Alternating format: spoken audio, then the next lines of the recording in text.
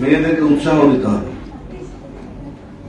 এই জন্য আমাদের যেমন বিগত দিনে বেগম খালেদা জিয়া সরকার মেয়েদেরকে নিয়ে অনেক স্বপ্ন দেখতেন এবং তাদেরকে কাজে লাগানোর জন্য বিভিন্ন পদক্ষেপ গ্রহণ করেছিলেন, যেমন অবৈতনিক শিক্ষা ব্যবস্থা, তারপরে food for work, food for education, এই ধরনের কর্মসূচি দিয়েছিলেন এবং বিনা বেতনে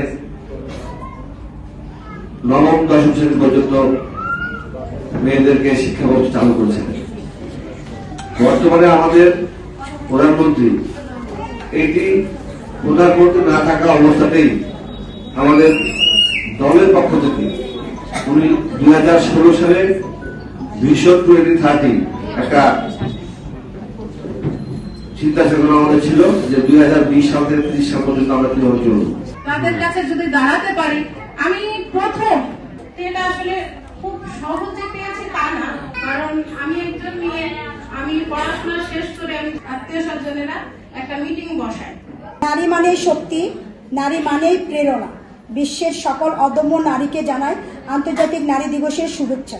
নারীরা আজ অপ্রতিরোধ। হাজারো ব্যস্ততার মাঝে আমাদের